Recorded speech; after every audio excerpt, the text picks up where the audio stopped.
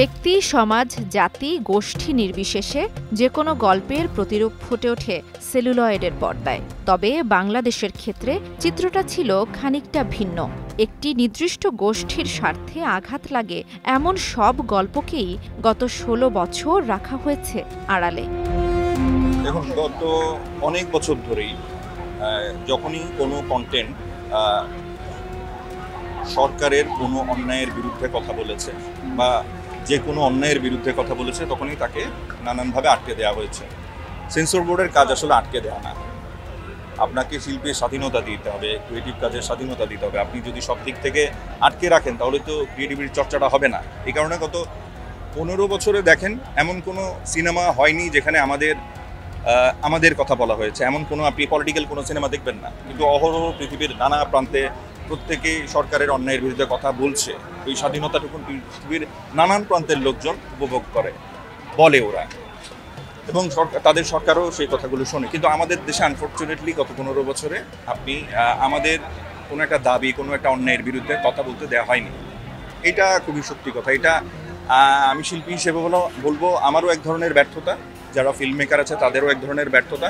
আমরা এটা করতে পারিনি। এই যে কথা বলতে পারার এই স্বাধীনতাটুকুন আমি চাই, যেটা একটা ভয়ের সংস্কৃতি ছিল এতদিন। আসলে বললে আমার কি হবে, আমি কি গুম ঘরে চলে যাব, আমি কি আয়না ঘরে চলে যাব, নাকি আমাকে কোনো একটা সরকারি বাহিনী নিয়ে গিয়ে আমাকে শাসাবে, এই ভয়টা আমার মনে হয় এখন আর নেই। এখন যারা আসলে ক্রিয়েটিভ, যারা কথা বলতে চান, আমি বলবো আপনারা আপনাদের নিজেদের গল্পগুলো বা দেশের গল্পগুলো এখন আপনারা তৈরি করুন, মানুষকে দেখান। কারণ প্রত্যেকটা সময়ের কিছু গল্প থাকে যেটা পরবর্তীতে রেফারেন্স হিসেবে থেকে যায়। গত 15 বছরে এমন কোনো সিনেমা হয়নি যেখানে গত 15 বছরের আলাপ আছে। তা এখন আমরা সেই সিনেমাগুলো, সেই কন্টেন্টগুলো দেখতে চাই যেখানে আমাদের সময়কে রিপ্রেজেন্ট করবে। 50 বছর পরে যখন বাংলাদেশ নিয়ে একটা স্টুডেন্ট গবেষণা করবে বা একটা দেশের নতুন প্রজন্ম তখন জানতে পারবে ওই সময়টা আসলে কেমন ছিল।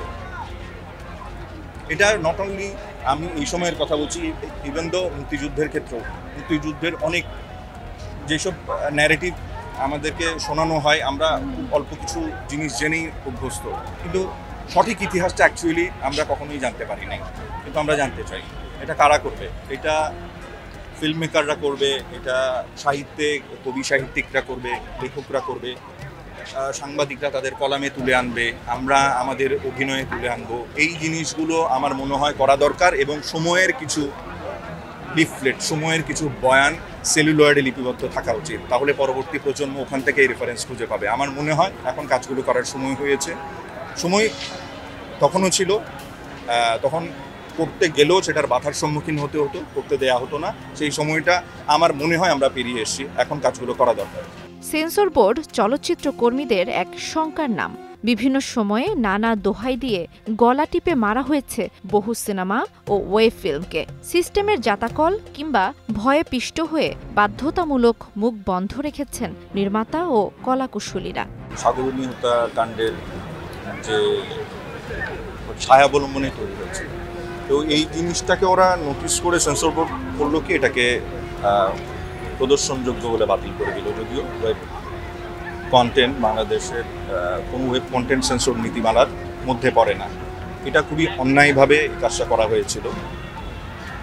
এখন সময় চেঞ্জ হয়েছে, আশা করছি নতুন সেন্সর বোর্ড গঠিত হলে এই নিষেধাজ্ঞা ওরা প্রত্যাহার করবে এবং যত দ্রুত সম্ভব অমীমাংসিত ওয়েব ফিল্মটি রিলিজ হবে। বহু বছরের চলমান প্রথা থেকে বেরিয়ে আসার এখনই মোক্ষম সময় বলে মনে করছেন চলচ্চিত্র কর্মীরা। দীর্ঘদিন সেন্সর ইস্যুতে আটকে থাকা ওয়েব ফিল্ম অমীমাংসিতর অভিনেতা ইমতিয়াজ বর্ষণ জানিয়েছেন নিজের প্রত্যাশার কথা। প্রথম কথা হলো, কোনো রিফর্ম করতে হলে কাদের মাধ্যমে আমরা করব? যারা বিগত দিনে এই কিছু অন্যায় কর্মকাণ্ডকে সমর্থন দিয়েছেন তাদের মাধ্যমে করব, নাকি নতুন কারো মাধ্যমে করব? এটা একটা আলোচনার বিষয়, কিন্তু একটা আলটিমেটাম দেওয়া হয়েছিল, সেই আলটিমেটামের সময়টা পার হয়ে গেছে।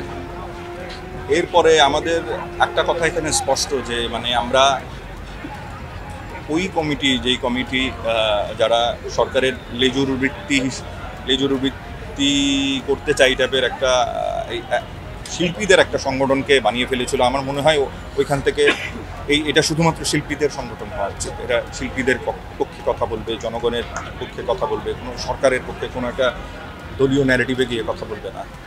চলতি বছরের ২৯শে ফেব্রুয়ারি রায়হান রাফির ওয়েব ফিল্ম অমীমাংসিত মুক্তির কথা থাকলেও বাংলাদেশ চলচ্চিত্র সেন্সর বোর্ডের আপত্তির কারণে সেটি সম্ভব হয়নি। পরবর্তীতে ঈদে মুক্তির কথা থাকলেও সেটি বাস্তবে রূপ পায়নি। অমীমাংসিতর কাহিনী, চিত্রনাট্য এবং সংলাপের বিষয়বস্তু বাস্তবতার সঙ্গে মিল রয়েছে এবং এতে নৃশংস খুনের দৃশ্য দেখানো হয়েছে। টিজার মুক্তির পর অনেকেই মন্তব্য করেছিলেন, সাংবাদিক দম্পতি সাগর রুনির আলোচিত হত্যাকাণ্ডের সঙ্গে মিল রেখেই নির্মিত হয়েছে অমীমাংসিত। জান্নাতুল দোলনা, সময় সংবাদ, ঢাকা।